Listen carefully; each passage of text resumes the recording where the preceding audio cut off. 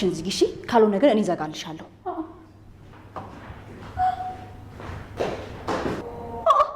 አፍሽን ዝጊ እቺ ማትረባ እሷን ጀኔና አፍ የምትዘጋው እዚህ አፍ ወጣጥሬ ለሚያክል ልጅ አንዴ ልሙት አንዴ ልሰቀተልብናለች በኋላ አንድ ሰማላማችን ልታሳጣን እኮ ነው በኋላ ሞታብኛል ታሰበብ ደፋር እስኪ አንተ የማትረባ አለቃ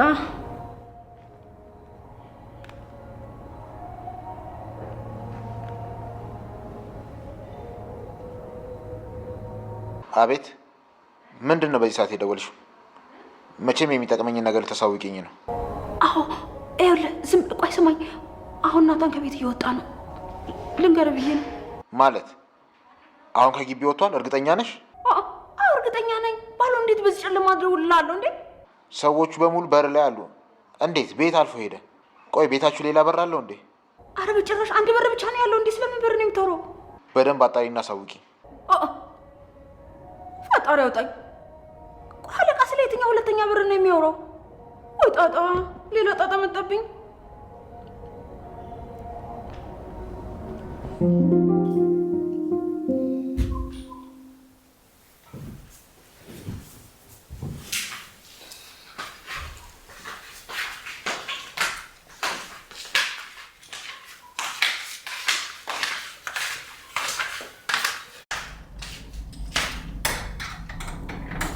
እስቲ ወንድሜ ክፍልህ ምን እንዳለ ነኝ ቆይ ለምንድን ነው የማይከፈትልኝ እጭ ተከፈትልኝ እባክህ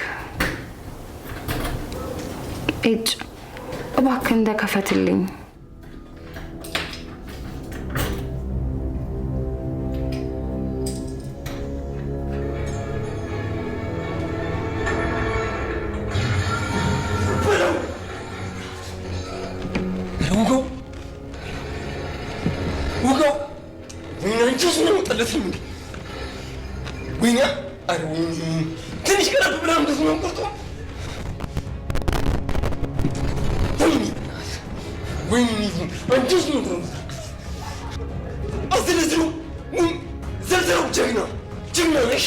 እባክህ ሌላ ፊልም እንይ ሌላ ፊልም አድርገው ወይም ደግሞ ሙዚቃ እንስማ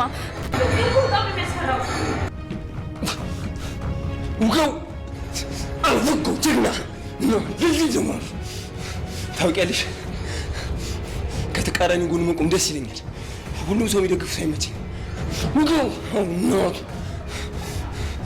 ዘልዝለው አይ እንግዲህ በቃ ቀይረው ማን ያልሽ አለቤት መብትሽ ነውሽ ውጋው ነው ዘልዝልስ ጅል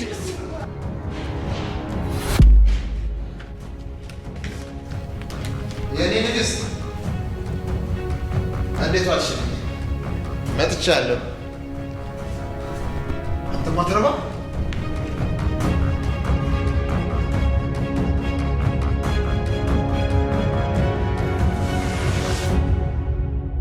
እንደ አዲስ ከዜሮ ተነስተን ነው መስራት ያለብን ለምን ሲባል ይሄን ንብረት እኮ ቤተሰቦቻችን ብዙ ዋጋ ከፍለውበታል እንዲህ በቀላሉ አልችልም ማለት አትችልም መከፈል ያለበት ዋጋ ተከፍሎ ንብረታችን ይመለሳል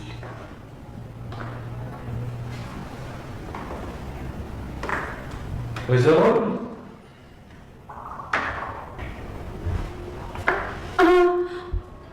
አንዴ እዚህ ነሽ እንዴ አዎ እዚህ ነኝ ምን እየፈለግሽ ነው ወደ ላይ የምታዩ አረ ምንም እየፈለግኩ አልነበረም ዝም ብዬ እያየሁ ነበር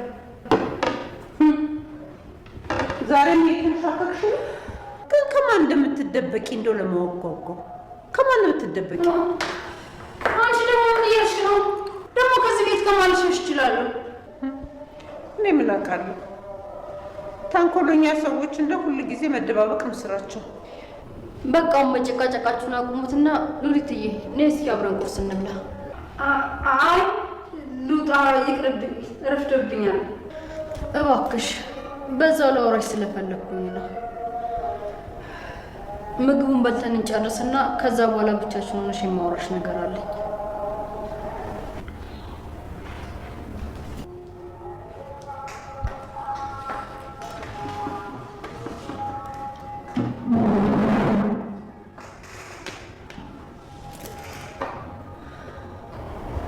በቃ እናንተ ብሉ። እኔ ፉዬ እንዴት እንዳደረች ሊያትና ከእሷ ጋር እበላለሁ። ትናንትና ደህና አልነበረችም። ቆይ የሆነ ነገር ሆናለች እንዴ? ትንሽ ደብሯት ነበር። በቃ ቻው።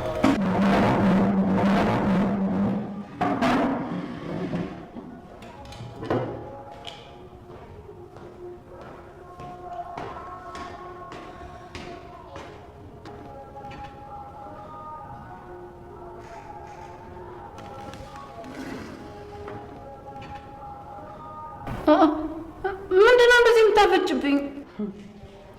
ንገሪኝ እስቲ። ትናንትና ከኤፍራታ ጋር ወዴት ነበር ሄዳችሁት? የት ሄድን? ኤፍራታ እኔም ልሸኝሽ ብላ ሸኘችን። ከዛ ወደ ቤት ተመለሰች። ኧረ እባክሽ ኤፍራታ ናት አንቺን የምትሸኝሽ? እንደማምንሽ ይመስልሽ? የት ነው ሄዳችሁት? ወይም ደግሞ ማንን ያገኛችሁት? ማንን አለማመን የራስሽ ፋንታ ነው። እሺ በቃ እኔ የማውቀው እስከ ላይኛው መታጠፊያ ድረስ ሸኝታ ወደ ቤት እንደተመለሰች ነው። በቃ ቆይ ገኒ፣ ኤፍራታ ሉሊትን ብትሸኛት ምንድን ነው ችግሩ? ችግሩማ አንድ ላይ መሆናቸው፣ ፍቅር መሆናቸው። ኤፍራታ ያለ ምንም ምክንያት ይችን መርዝ የሆነች ሴትዮ መቅረቧ፣ እሱ ነው ችግሩ። ብሄድ ነው የሚሻለኝ። መጀመሪያም የምግብ ፍላጎት አልነበረኝም። ሉሊት። አቤት። ካላስቸገርኩሽ ቤዛ ጋር ልትወጪኝ ትችያለሽ? እሺ ወስድሻለሁ፣ ግን ዛሬ በጣም ብዙ ስራ ያለብኝ ይመስለኛል። ከፈለሽ ግን ደግሞ ሔዋን እንድትወስድሽ ላደርግሽ እችላለሁ። ማንም ይውሰደኝ፣ እኔ መሄድ ነው የምፈልገው። መጀመሪያ ግን ወንድምሽን ብታስፈቅጂ አይሻልም? እሱ ማወቁ አስፈላጊ አይደለም። እኔ ስለሚሄድበት ቦታ እያንዳንዱን ነገር ለሱ ማማከር አይጠበቅብኝም። እሺ እንግዲህ አንቺ እንዳልሽ። በቃ ልደውልላትና ይዘሽ ትሄዳለች። በቃ እኔ ቢስ ስለሆንኩ ነው። ደህና ዋሉ።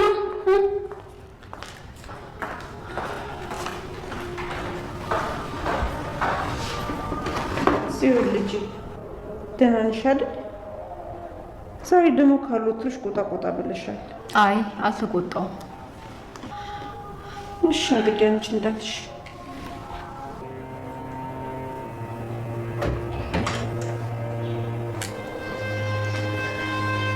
እንዴት አደርሽ የኔ ጨረቃ? ከትላንቱ ትንሽ ሻል እንዳለሽ እና ደህና እንደሆንሽ ሰው። አዎ ደህና ነኝ፣ ግን ደግሞ ደህና ነኝ ማለት ብቻዬ መሆን አልፈልግም ማለት አይደለም። እፉዬ ቆይ ምንድን ነው የሆንሽው? ከኔ ለመራቅ እየሞከርሽ ነው? ቢገባህማ እንደዛ ነበር፣ ግን አንተ አንድ ነገር ላይ ችክ ካልክ በቃ አትለቅም። ናታን፣ እኔ ከዚህ በኋላ ከአንተ ጋር የፍቅር ግንኙነት ውስጥ መቆየት አልፈልግም። እየቀለድሽ ነው አይደል? እየቀለድኩ አይደለም፣ እውነቴን ነው። ይቅርታ ናታን፣ እኔ ከዚህ በላይ ልጎዳ አልፈልግም። ሳላስበው በሌላ ሰው ፍቅር ተሸነፍኩ። አትዋሽ። አንቺ በፍጹም ሌላ ሰው ልታፈቅሪያለሽ። ለምንድን ነው የማልችለው? እኔም እኮ ሰው ነኝ። በቃ ተሳሳትኩ፣ ተሸነፍኩ። ያደረገው ነገር አውቃለሁ። ስማኝ ዳጊ፣ ለምን እንደዚህ እንደምትሆን ይገባኛል፣ ግን ደግሞ እልህ የትም አያደርስምሽ። ይኸውልህ ከዛ ጽዮን ከምትባልሽ ጋር እየተደዋወልክ ከሆነ አሁኑን አቁነ ተናግሬያለሁ። ይሄንን ቤተሰብ ሌላ ችግር ውስጥ እንዳከተው። እንዲህ አጎቴ፣ ቆይ ምንድን ነው የምትለው? እንዴ ስለ ጽዮን እንዴት ነው እንደዚህ ልትናገር የቻልከው? ጽዮን ምን ያህል ለአንተ እንደምታስብልህ አታውቅምና ነው? አይ በደንብ አውቃለሁ። ስማኝ ዳግም፣ እያስጠነቀቅኩ ነው ያለሁት።